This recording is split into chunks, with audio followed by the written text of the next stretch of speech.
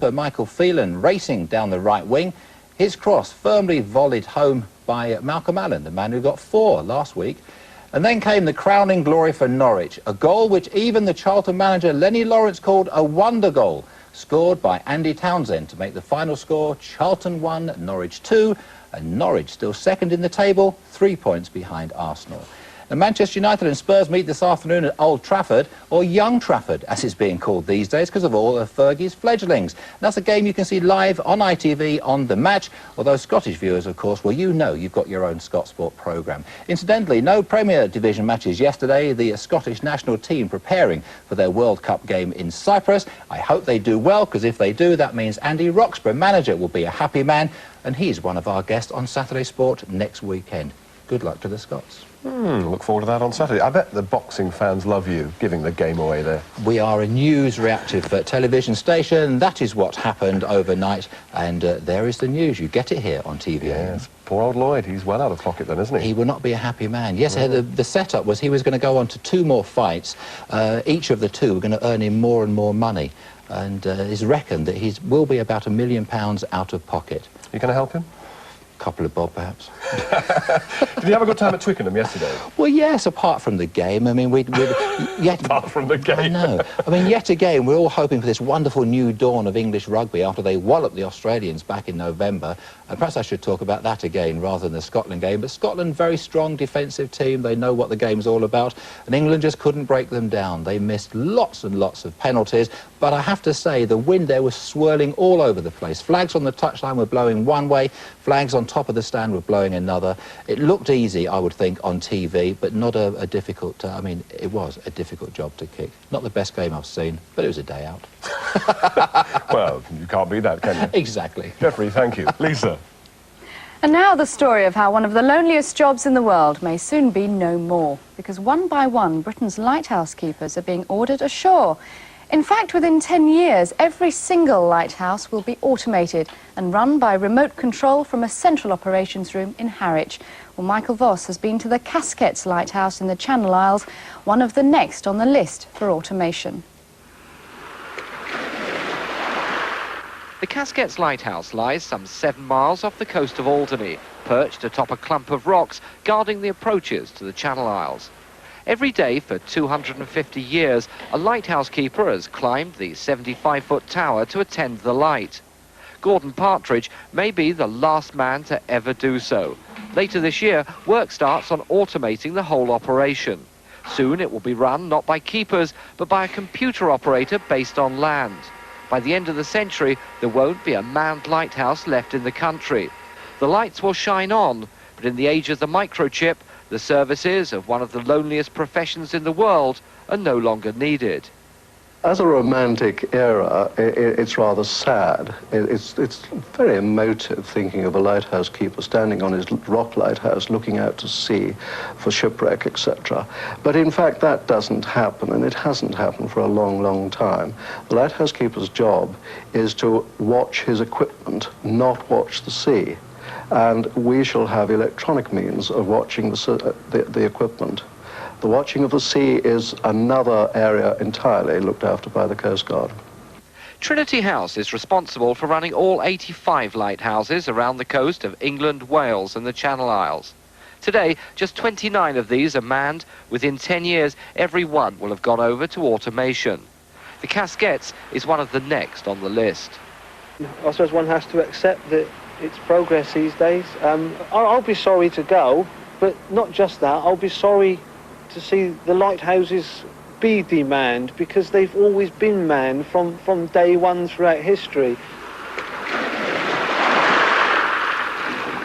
Lighthouses have been guiding mariners safely across the seas from the earliest days of navigation. The Colossus of Rhodes was one of the 7 wonders of the ancient world. But it was the Victorians who started to build lighthouses in earnest. And in the days before helicopters, just getting on or off the lighthouse was a perilous job in itself.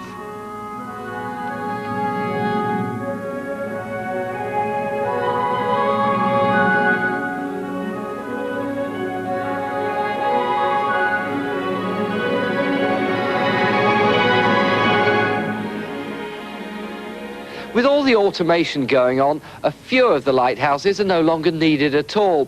This one, for example, goes on the market later this month with planning permission to turn it into a private home. South Foreland Lighthouse guards the approach to Dover Harbour. There are views of the White Cliffs. You can even wave to ferry passengers who pass below, and the sail has generated a lot of excitement. Yes, there's been a great deal of interest. We've had inquiries from Australia, New York and Hong Kong, and all over the country, and a great deal locally as well. Now, the tower itself, there isn't a lot of room in there. What could you do with that? Yes, it's true, there isn't a lot of room, but you can actually put floors in and make museums, libraries, studies, that sort of thing, and benefit from the views of the sea. South Forelands will be sold by tender, and while no one is saying officially what it will cost, there's unlikely to be any change from £500,000. Back on the Casquettes, the keepers know that at least the lighthouse will remain in use, but that doesn't make the change to automation any easier to bear. I now know how the horse felt when someone invented the petrol engine. It's like that. And what about safety for mariners? Do you think there is that added dimension having people on a lighthouse? I think there's got to be, yeah. Because despite all electronic aids to navigation, of which they're very, very accurate now, when it comes down to it, when all else fails, the light is the last line of defence against the rocks.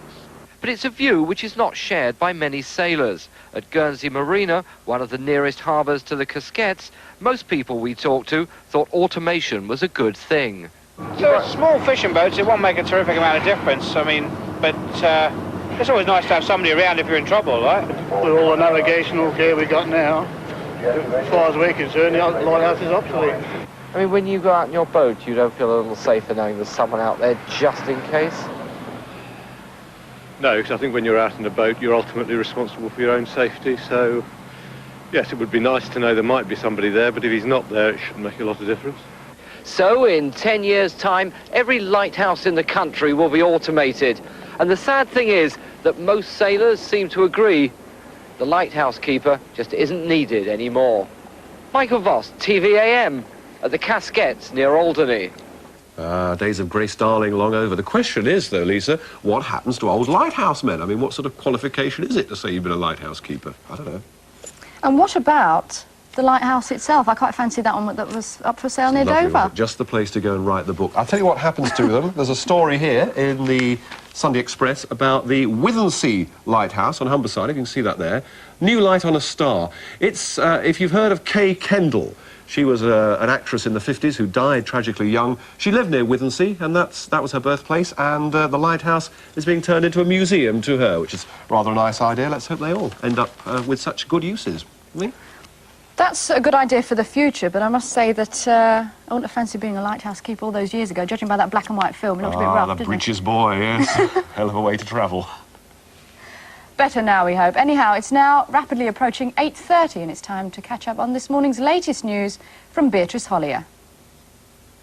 Good morning. The headlines. A nationwide search is underway this morning for victims of an outbreak of Legionnaire's disease in London. Staff at a special incident room have confirmed 5 cases. 4 people are still in hospital. They're believed to have caught the disease from an air conditioning system somewhere between Oxford Street and St James's Park. MPs will discuss the outbreak at a special meeting on Tuesday. The Irish envoy Patrick McCabe has left Beirut after a fact-finding mission, saying he's optimistic that hostage Brian Keenan may be set free soon. Keenan was seized in Beirut nearly 3 years ago. The former Health Minister, Edwina Currie, is now likely to be forced to appear before the Common Select Committee on Agriculture, which is reviewing the salmonella in eggs row. MPs are angry that she's writing a book on the subject. Sport now, and a few hours ago in Las Vegas, Britain's Lloyd Honeyghan lost his WBC World Welterweight title to the American boxer Marlon Starling. Starling knocked him down early in the 9th round, and a minute later, the referee stopped the fight in the Americans' favour.